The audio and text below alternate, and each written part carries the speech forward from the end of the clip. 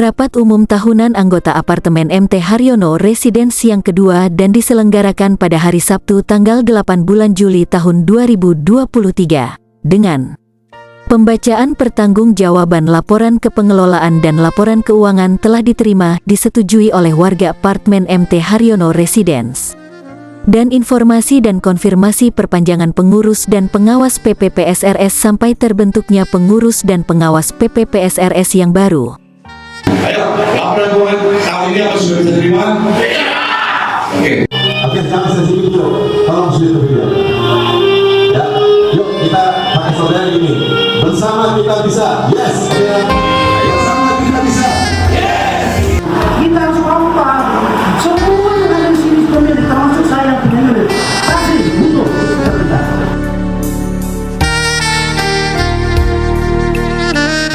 Pelan-pelan besar. Sekarang ini tolong dibantulah. Kita ini sudah bapak belur.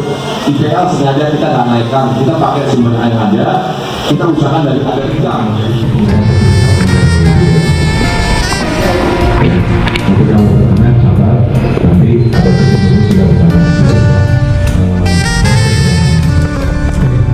Ini adalah program dari proses sertifikat yang tepat dimulai sampai sertifikat itu dimiliki oleh Bapak Ibu sekalian.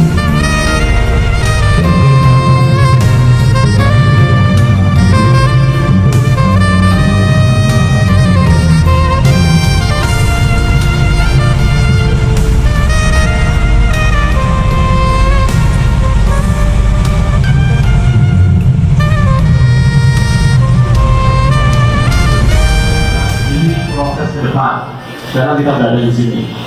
Karena kemarin kita ada kronologi sedikit ke belakang, ya. Jadi tadi sudah dijelaskan. Sekarang kita ada di sini. Setelah ini ada akta pemisahan, sertifikat atas nama developer, dan kemudian sertifikat atas nama perorangan Bapak Ibu sekalian. Oke. Ini kronologis dari tahun 2013. Saya sendiri mengawal awalnya dari 2013. Saya dengan Pak Indra ini itu mulai mengawal si developer untuk cepat nih proses.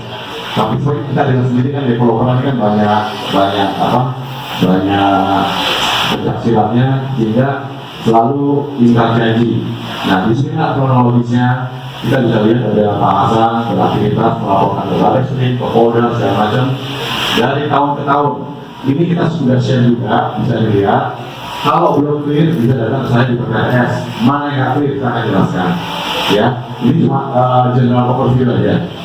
Jadi tahun 2013, 16, 17, 18, 19, ini tahun 2016.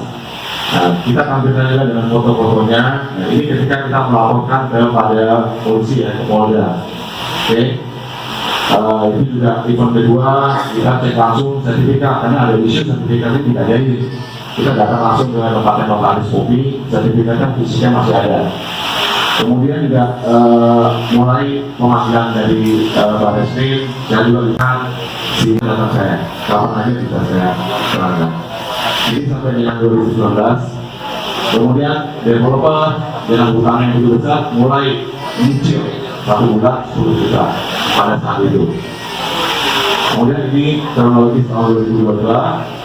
Ya, ini proses SRR selesai yang tadi diserahkan sama Pak Bibi tanggal 23 Januari. Namun ada cerita profesional hijaunya itu belum cukup, makanya dibangun vertical garden. Jadi penghijauan secara vertikal. Nah kemarin juga waktu sidang terakhir juga masih belum cukup, tapi ada solusinya seperti Pak Heru bilang, ditanamkan pohon-pohon yang bulat tadi bisa jutru sehingga mencukupi dan bisa alo air. Salah satunya adalah kita eksekusi gedungnya di depan ARB, kita jadikan di rumah. Saya cari investornya, dapat kontrak 5 tahun. Pembayarannya itu untuk mengurangi hutang-hutang developer. Dan alhamdulillah hutang-hutangnya sekarang sudah menurun. Nanti paparannya akan dijelaskan oleh laporan keuangannya di sini. Dan di sini juga kita bisa lihat ini lahan hijau. Jadi ketika seperti ini, master plan-nya, ini intensitas bangunannya. Untuk lebih detailnya seperti ini. Ini data aktual. Jadi yang hijau-hijau ini adalah as if, gambar asal ketika diajukan ke dinas pada awal dulu proses hidup ini, ya seperti ini. Tapi di tengah jalan itu dipakai, makanya sampai siang apa itu nggak jalan karena ada catatannya adalah harus dirapikan dinding-dindingnya. Itu report nggak boleh ada, mesti kosong, mesti ini. Nah, nanti ketika di data akhir ini rekomendasinya itu kita mesti penuhi. Kalau enggak nanti nggak ada progres ya. Jadi itu, ini adalah sekitar foto dulu. Nanti sesi tanya jawab terakhir. Jadi kita catat aja kalau yakin. Tapi saya bilang kalau mau lebih detail apapun juga datang ke saya. Sampai data dokumen semua saya bisa paparkan. Ya kalau di sini waktunya kan terbatas. Oke, demikian. Mungkin selanjutnya saya minta Pak Haris untuk melanjutkan laporan keuangan. Kemudian Pak Auditor, Pak Bibi, Auditor Independen. Setelah itu baru bisa kita tanya jawab. Mau translate masalah pengelolaan hidup, sertifikat, klik, kita serahkan. Kita kasih waktu. Oke, silakan Pak Haris. Tepuk tangan. Yang pertama mengenai masukan di lantai 11 untuk taman bermain, itu kita akan catat sebagai agenda. Namun sebaiknya kita tunggu setelah proses SLS selesai. Jangan sampai itu nanti kita bangun temuan lagi baru, itu kita akan dinas perumahan tidak approve, pada nanti menghambat proses sertifikat. Tapi namun idenya bagus, kita catat nanti Pak Widi, Pak Ade, tolong catat, dievaluasi, buat rencana plan. Kalau misalkan ini kita selesai, ya kita bangun ya nggak apa-apa. Apalagi kan ada sumbangan dari warga untuk yang itu. Terus yang kedua itu kita paparkan kronologisnya. Jadi biar semua paham dari start sampai sekarang gitu. Maksudnya adalah pemaparan. Nah, sekarang ini kita berjuang untuk ke depan. Nah, nggak ada salahnya kita mau paparan juga, nggak semuanya juga paham dari awal. Karena ada juga yang masih di tengah, ada juga yang di belakangnya, jadi kita paparkan. Sudah puas Bu? Oke. Selanjutnya, Pak Indra. Itu saya udah minta Pak Melvin untuk mengirimkan laporan tersebut, karena kita mesti jelas dan minta Pak Melvin dan langsung mengirimkan Pak Melvin kepada Pak Maduri. Yang ternyata begitu. Jadi ada laporan yang minta, ya udah kirimkan aja. Jadi kita nggak mau laporan keuangan ini kemana-mana. Jadi kita minta sesuai dengan request. Nah juga ini juga di sini kalau Bapak Ibu minta ya silakan, ya kita bisa berikan. Nggak ada sesuatu yang ditutup-tutupi.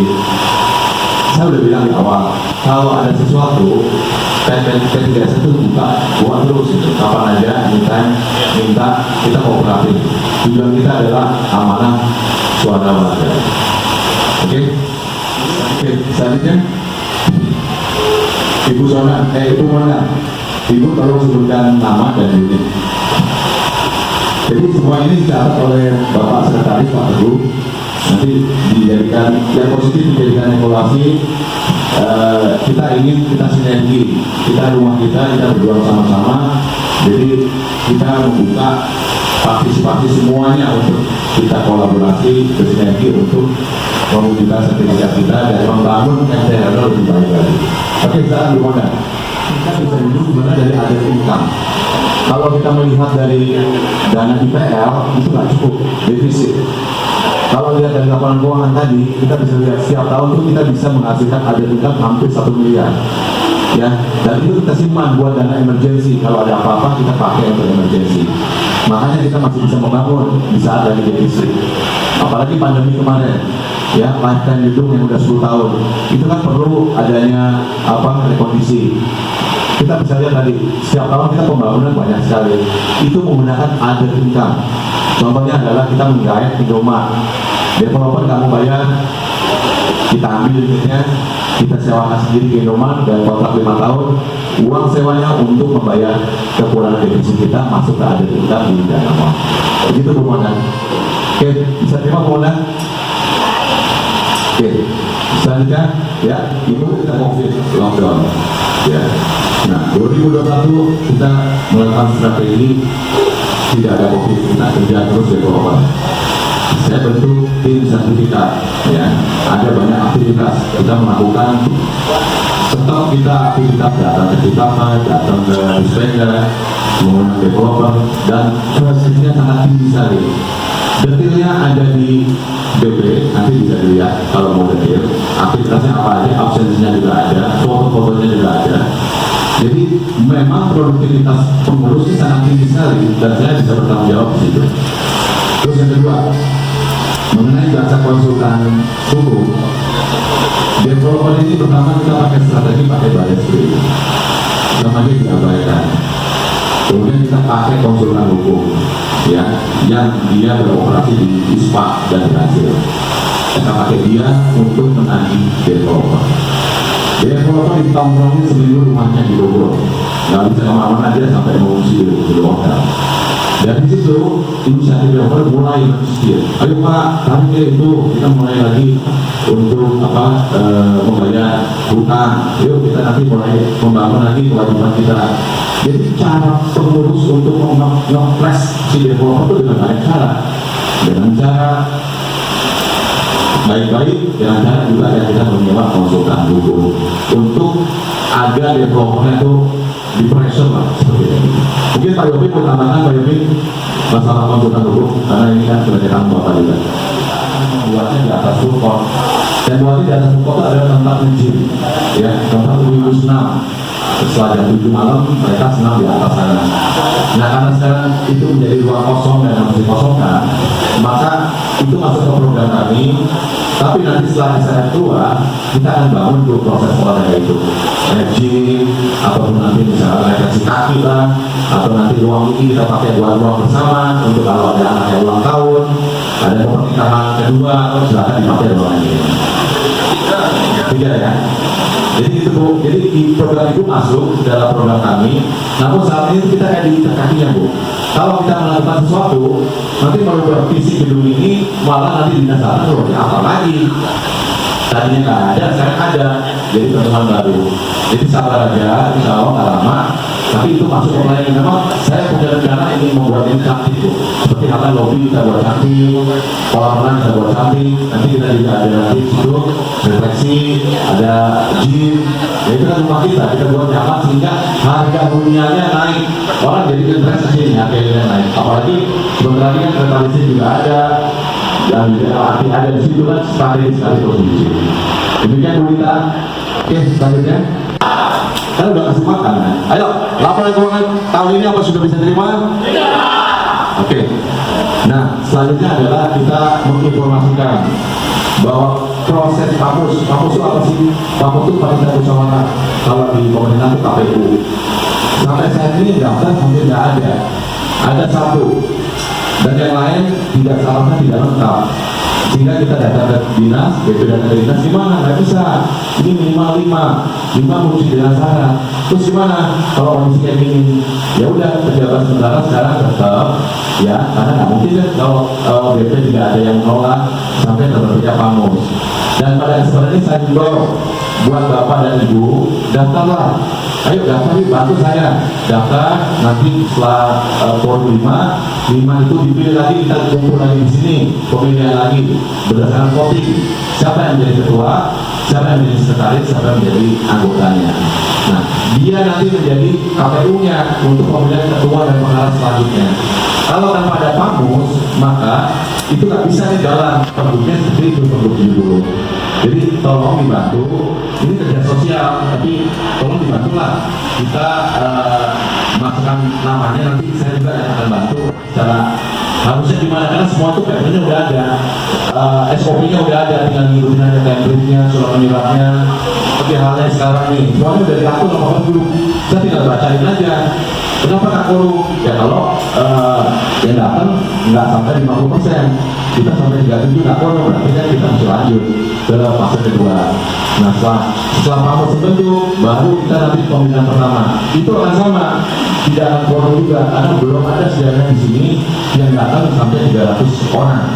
Paling top di sini 50 orang, itu pun 20 orangnya siluman pada tahun 2014. Ya Pak Indra ya? Nah ini namanya pernah dulu sama Bu Lina juga ya. Jadi yang datang developer dengan siluman. ya tukang ojek dikasih BPJB suruh buka. Mungkin pada Pak Yofi juga apalagi ya Pak Haidir pada saat itu. Nah, itulah kejadiannya. Ya, jadi ini kerja sosial, tapi kita perlu pakai sebagai pada kesempatan ini juga saya menghimbau, tolonglah bantu. Kalau Bu Yani atau Bu Ami kan aktif nih, kalau bantu yuk, bantu kita sama-sama ngurusin rumah kita. Siapa lagi Pak Heri, siapa lagi nih yang utama-utama ibu nih, ibu yang sama bermain nih, bantulah. Nanti yang kerjanya siapa yang lebih senior gak apa-apa, tapi namanya ada, sehingga dinas membuatkan SK, yuk dijalani. Nah kemarin PPLS mengingat di apartemen itu pembantuan tamu itu sampai 3 tahun nggak terus. Yang lainnya akan sudah klarifikasi kenapa kita melakukan pembantuan tamu. Dan kedepannya, yuk kita berpikiran positif lah. Saya di sana kantornya di bawah tuh 24 jam. Kalau malam juga ketemu bisa. Kapan aja silakan welcome datang. Nggak usah saya mesti info. Bisa proaktif juga. Pak ada apa aktivitas nanti sertifikat di mana? Saya minta Pak Haidir telepon. Tadi kan Pak Haidir cerita, udah telepon langsung menajak. Jadi kalau bilang diajak kan, enggak lah, kita by data ngomongnya. Udah ditelepon langsung, ya. Jadi bukan kita nggak menginformasikan, nggak ini. Nah, untuk selanjutnya juga kan, ya ini masukannya positif, kita akan perbaiki. Tidak ada gaduh yang terletak. Nah, BP juga kalau responnya lambat, cepatnya saat tercut. Malah saya terapkan sekarang panis everywhere. Kalau komplain itu lebih dari 3 jam, itu anak-anak sangat lain sanksi. Ya kan, potong gaji sampai ke segitunya. Tadi mengenai vendor itu bukan domain saya nggak pernah ikut campur masalah vendor itu. Itu domainnya masing-masing. Hanya itu aja. Namun masukannya positif. Saya akan tetap terima sebagai open mind. Yuk ke depannya kita sinergi bareng-bareng, yuk kita wujudkan rumah kita lebih baik lagi. Oke? Ya mungkin saatnya kita tutup. Sebelum ditutup kita berdoa untuk kita bersyukur bahwa sudah selesai, tidak acara sudah selesai dengan baik. Ya berdoa kita mulai.